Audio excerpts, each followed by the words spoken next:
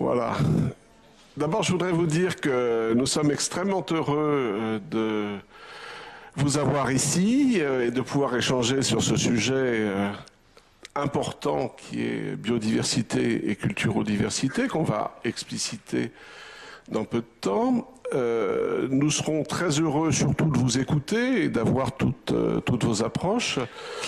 Nous publierons ces rencontres. Cécile, après moi, va vous expliquer les différents partenariats et puis la suite des choses et la publication qui se prépare. Je voudrais vous dire deux choses avant de faire une introduction. La première, c'est que notre directeur général, Gilles Tristram, a été retenu pour des raisons impérieuses en début de matinée et urgente, mais il m'a chargé de vous dire un mot de bienvenue au nom d'AgroParisTech. Et notre institution était très heureuse de pouvoir organiser cette rencontre et remercie tous les organismes et tous les partenaires et toutes les participantes et participants.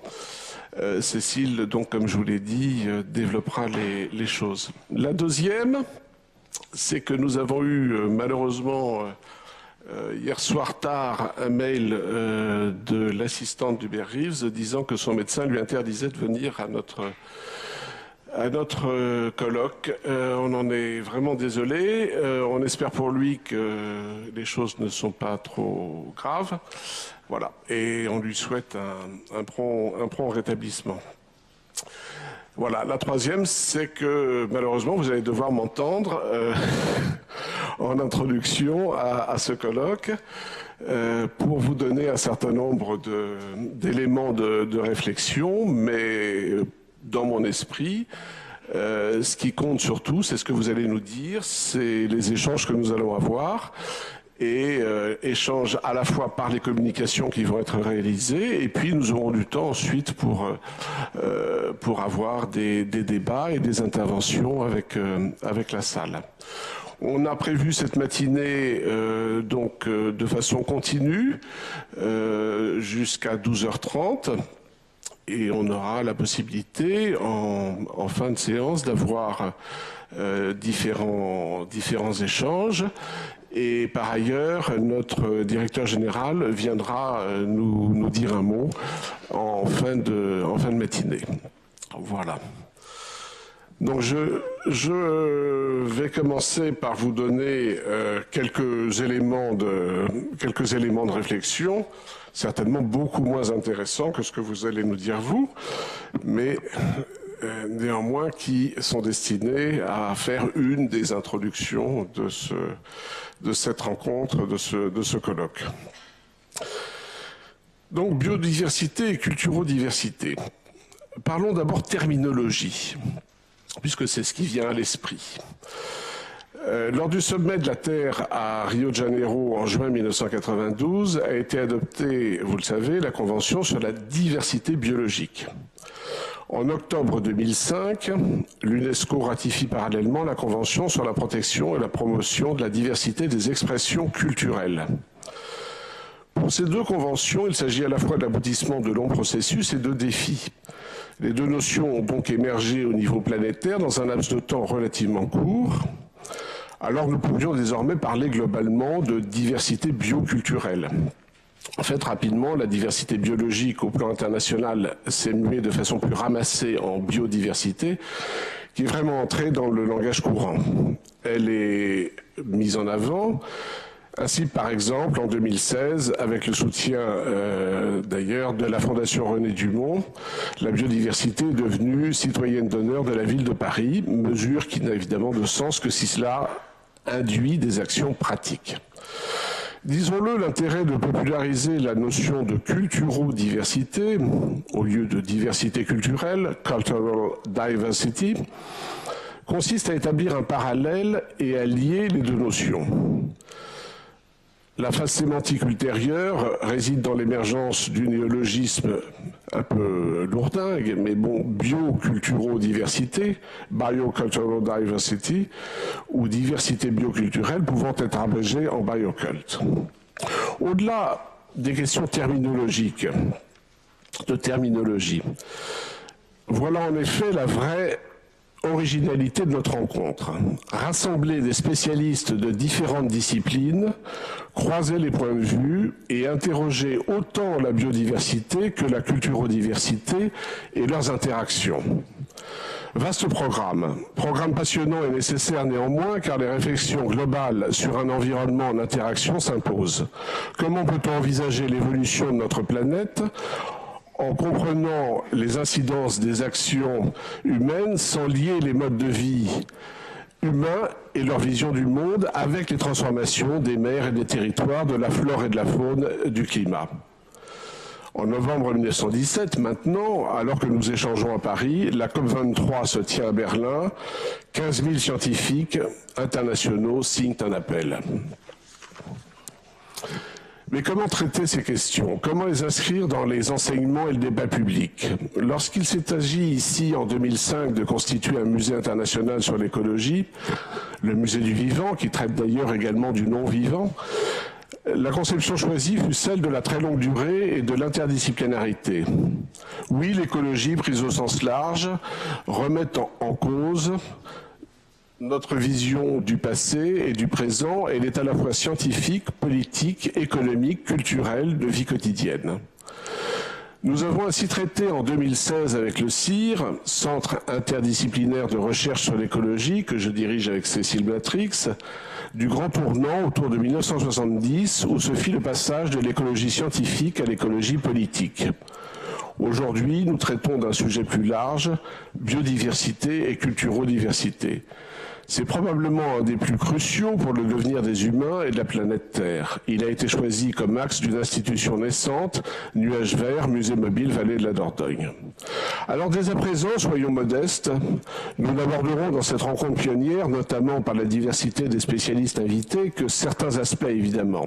Je voudrais insister néanmoins, dans cette très brève introduction, sur deux points qui me semblent border notre sujet et en montrer à la fois l'aspect crucial et la fragilité.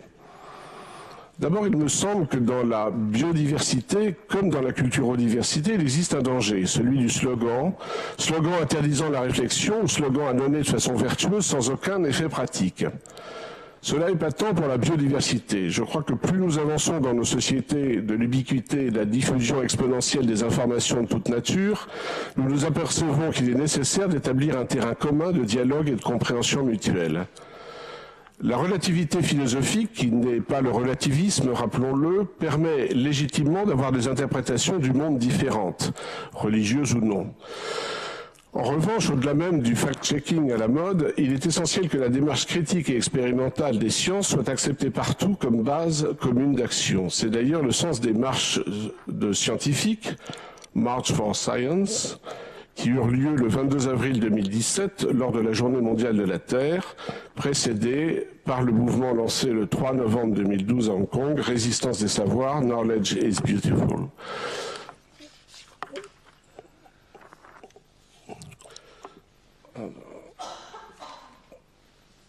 Disons qu'en France, on appelle cela « Marche pour les sciences », le pluriel permettant de se dégager de toute accusation de scientisme, c'est-à-dire de vision de la science comme une nouvelle religion, alors même que ça et ses caractéristiques sont de questionner le réel et de se questionner donc.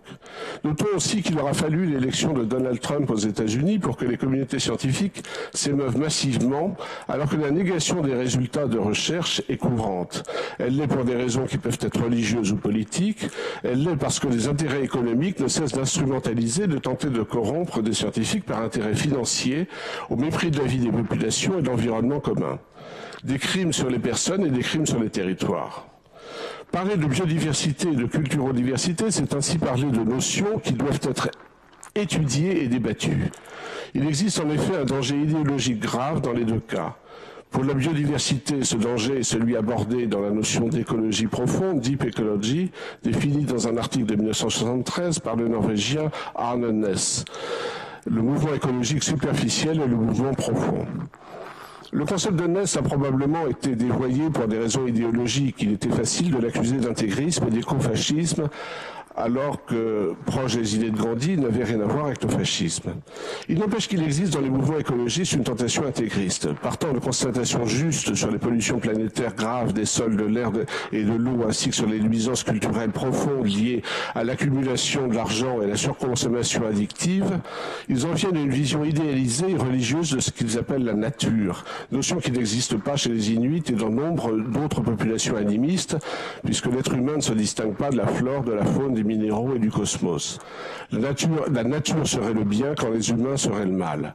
L'idée alors qu'il faudrait figer des territoires entiers en parcs conservatoires consiste à penser que l'évolution du vivant n'a pas eu lieu et que les cultures n'ont pas d'histoire. L'idéologie de la conservation, vertueuse dans son principe, est ascientifique car elle nie les évolutions matérielles et culturelles. Ces évolutions sont néanmoins dangereuses. Notre époque, en effet, se retrouve face à tous les défis à la fois, et les pollutions et destructions, cela a été rappelé, sont massives et incroyablement rapides. Qui a voyagé a pu observer ces sacs plastiques dans la savane africaine, accrochés aux résineux, les déchets dans la mer et sur des places en plein Pacifique, le sable qui manque pour protéger les côtes, l'air irrespirable des villes et de beaucoup de campagnes, les maladies liées à la nourriture industrielle, les désastres de monoculture asservissant les populations et appauvrissant dangereusement les écosystèmes, la disparition rapide de langues, les modes de vie totalement bouleversés en 2-3 ans par la construction de routes, les crimes écologiques sont globaux sur la biodiversité et la culturodiversité. Les solutions sont cependant diverses. Les différentes sciences doivent être convoquées car une situation à un endroit déterminé se caractérise par l'imbrication des questionnements. Il n'y a plus de barrière entre zones dites naturelles et zones urbaines, entre villes et campagnes. Partout se posent des questions environnementales globales et locales. Nous vivons dans cet échange local-global. Ce n'est pas en un colloque que nous résoudrons ces questions, bien sûr. Néanmoins, le rapprochement disciplinaire peut être heuristique et permettre de sortir de l'illusion prométhéenne qui se caractérise par un double leurre. D'une part, s'imaginer que les actions humaines vont changer positivement le climat, les territoires, la durabilité des humains. D'autre part, penser que limiter l'impact des humains en les parquant permettra de préserver une terre idéale. Tout cela n'a pas de sens. En revanche, les urgences écologiques sont telles qu'il devient impossible d'exclure les prises de conscience locales partout. C'est le sens des préconisations de Earth Village, Village Terre, dans les campagnes comme dans les micro-quartiers des villes, plaçant la défense de la biodiversité et de la culturodiversité en priorité. C'est le sens des appels à une gouvernance planétaire fédérée qui puisse intervenir sur les questions environnementales et les destructions culturelles en caractérisant des crimes écologiques, en mettant en place un tribunal international écologique et en ayant la possibilité de contraindre après enquête et décision de ce tribunal. C'est le sens, dans la guerre mondiale médiatique actuelle, de la mise en avant de lanceurs d'alerte et de la nécessité de médias relais, de médias qui sélectionnent les informations et font remonter les éléments qui leur semblent significatifs dans ce domaine. C'est enfin le sens des prises de conscience que les scientifiques doivent être des spécialistes généralistes, spécialistes de certaines questions, mais sans jamais perdre de vue la globalité des interrogations. Souhaitons que notre rencontre le favorise, car constater ce qui ne va pas et tenter de mettre en place des outils concrets ne suffit pas. Il faut aussi penser les buts et le cadre d'action. Bannir l'idéologie laxiste d'une régulation naturelle comme celle prométhéenne d'une action humaine régulatrice, ou son autre versant qui est celui de la séparation humain-nature, implique d'entrer dans des configurations ouvertes. Alors prenez de l'hiver, oui, mais quelle diversité!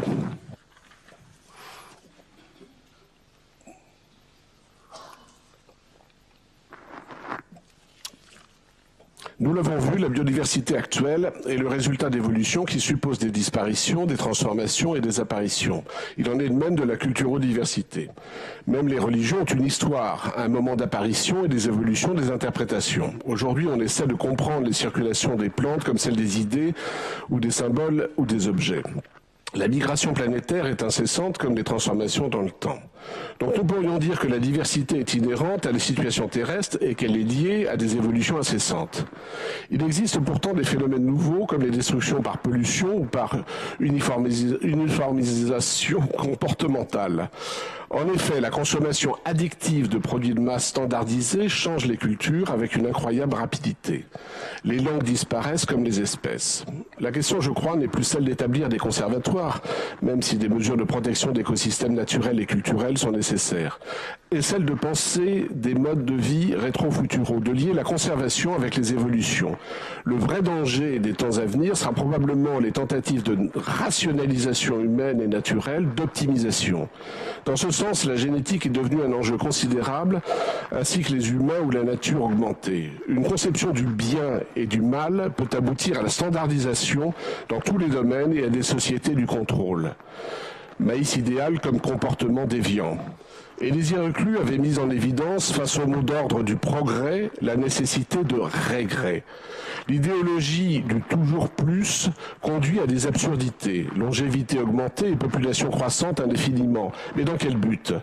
Face à cela, nous avons le choc et l'émiettement de communautarisme exclusif, des zones de production comme des zones de pensée. Notre colloque se place dans un temps de destruction et d'uniformisation. Il est aussi un temps de séparation, d'égoïsme concurrent.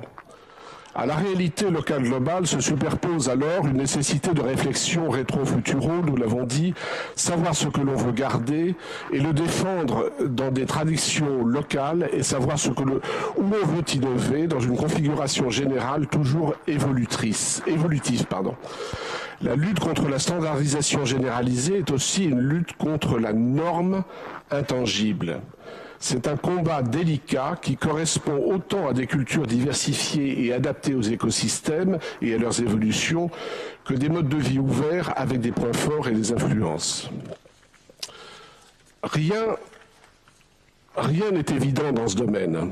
Dès que nous touchons à ces questions, nous nous trouvons écartelés entre le besoin de règles et de repères et la nécessité d'accepter des points de vue divergents, entre une philosophie de la relativité et des solidarités locales et planétaires.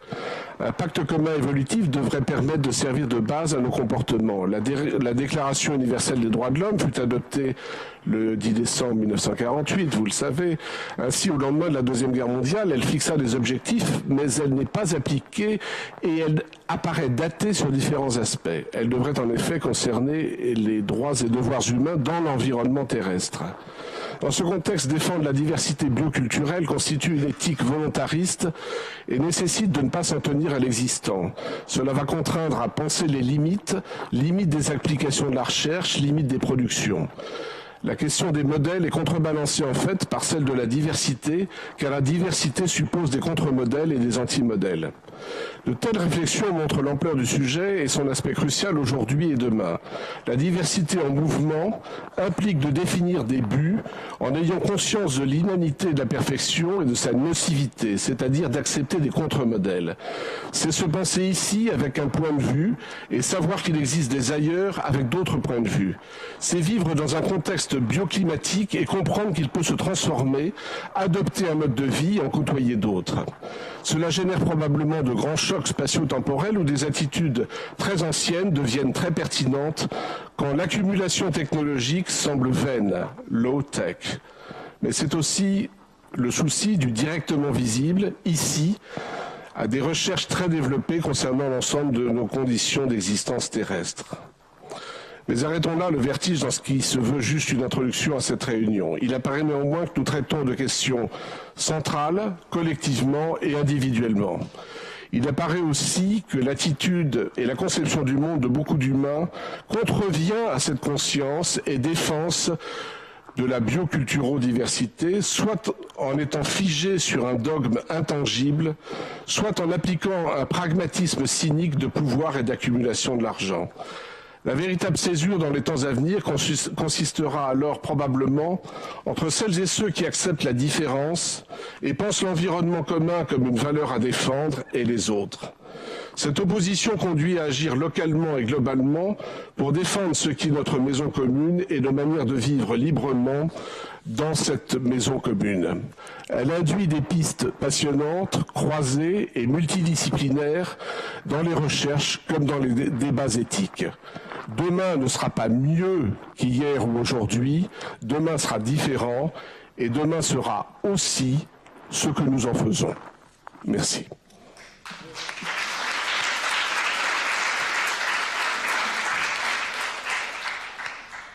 Et je voudrais très modestement, après ce qui vient d'être dit, souligner ce qui a été, je pense, très perceptible dans ce que vient de nous dire Laurent, c'est que ce qui nous rassemble aujourd'hui et pour ces 2 journées, c'est une manifestation scientifique, mais c'est aussi un petit peu plus que cela. Nous l'avons conçu, ce colloque, sur la base d'une préoccupation, d'une inquiétude, vous l'avez compris, et quelque part, ce qui est un petit peu au fondement de ce colloque, c'est l'idée, au-delà d'un événement scientifique, d'une manifestation scientifique, quelque part de proposer une forme de mobilisation, une forme d'interpellation. C'est également ce qu'on a souhaité construire à travers ce colloque, une forme d'action, un mode d'action incorporé à travers ces 2 journées qui vont nous permettre d'échanger et de contribuer à entreprendre ce que Laurent appelle de ses voeux, donc dépasser toute une série de cloisonnements et entreprendre un chemin qui repose à la fois sur de l'individuel et de l'organisation collective indissociablement. Donc Laurent l'a rappelé, l'actualité nous rappelle régulièrement l'urgence des crises écologiques. Pas une journée ne se passe sans que on soit à nouveau interpellé sur les enjeux et les modes de prise en charge quelque part défaillants ou insatisfaisants, qu'il s'agisse du changement climatique, de l'érosion de la biodiversité, voire de son effondrement selon certains, et d'enjeux comme le nucléaire et l'avenir de nos déchets, pour ne citer que ces exemples-là. On pense bien sûr à l'appel qui a été lancé ce lundi dans Bioscience par 15 000 scientifiques de plus de 180 nationalités. La conviction qui nous anime et qui complète cette inquiétude dont je voulais vous faire part, c'est précisément la conviction qu'on ne peut appréhender à la fois en termes de catégories d'analyse scientifique, mais aussi en termes de mode d'action. On ne peut appréhender ces défis auxquels nous devons faire face, bien qu'en dépassant toute une série de cloisonnements, à commencer par des cloisonnements disciplinaires, mais également la tendance que nous avons à séparer l'univers de la pensée, de la connaissance et l'univers de l'action. Donc c'est en dépassant toute une série de frontières qu'on pense pouvoir peut-être parvenir à construire des modes d'action et du commun, pour parler comme quelqu'un qui m'est cher, Henri Olagnon, et peut-être apporter une réponse à ces défis.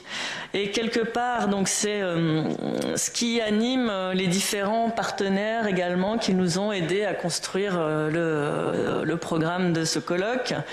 Donc vous avez noté sur le programme que vous avez eu toute une série de logos et de partenaires. Donc Laurent a déjà évoqué le musée du vivant qu'il a créé au sein d'AgroParisTech et qui rassemble des fonds d'archives, mais pas uniquement, toute une série de ressources liées à l'histoire de l'écologie, qu'il s'agisse de l'écologie scientifique ou de l'écologie politique. Et le centre interdisciplinaire de recherche sur l'écologie que Laurent a évoqué, c'est la structure assez informelle de recherche que nous avons construit pour valoriser ce fonds et précisément construire des projets de recherche communs avec les chercheurs et enseignants-chercheurs d'AgroParisTech travaillant sur ces questions-là, quel que soit leur rattachement administratif et leur discipline scientifique. Et c'est comme ça que nous avons dans notre comité d'organisation aussi bien des agronauts agronomes, des écologues, des politistes. Et donc j'en profite pour remercier les collègues qui sont présents, à l'exception de Thierry Doré, que j'en profite pour excuser, qui était retenu à une autre manifestation prévue antérieurement à l'organisation de ce colloque, malheureusement. Donc merci à vous. La Fondation René Dumont, qui nous soutient, que préside Marc Fumier ici présent. Et puis, vous avez noté que 2 formations sont mises en avant et vous verrez participer activement à ces 2 journées de différentes manières. Mais les étudiants de la dominante d'approfondissement sciences politiques, écologie et stratégie, et du Master 2, gouvernance, transition, écologie et société, dont le projet correspond vraiment au propos de ce colloque, puisqu'il s'agit précisément de comprendre le monde pour le changer, pour le dire vite, en empruntant cette formule à un ouvrage d'un collègue politiste, pour comprendre le monde pour le changer en défendant une approche exigeante de la durabilité et en partageant cette conviction que nos catégories de pensée et d'action actuelles doivent être considérablement revisitées pour faire face à cet enjeu. Alors, je remercie donc les étudiants pour leur aide active. Je voudrais également remercier, avant de passer donc à la première session, tous ceux qui ont rendu, celles et ceux qui ont rendu cet événement possible. Donc, l'équipe du Musée du Vivant, Aurélie, Thierry et Anne Valin également. La direction de la communication nous a énormément aidés. Je voudrais vraiment vous remercier. Donc Ludivine Fess, Martine Fitoussi et bien sûr Margot Haro qui est présente. L'équipe aussi de l'atelier multimédia que vous avez vu, qui sont là. L'UFR GVSP, Anne-Marie Zouiten et ses collègues qui nous aident dans l'organisation de cet événement. Voilà, donc je pense que sans plus attendre, on va pouvoir démarrer ce colloque et lancer donc la première session, donc que nous avons l'honneur de co-présider avec Laurent. Donc et le plaisir. La base de la diversité culturelle étant de savoir écouter les autres, nous avons maintenant la grande chance de pouvoir vous écouter, et à commencer par Catherine Larère. Merci.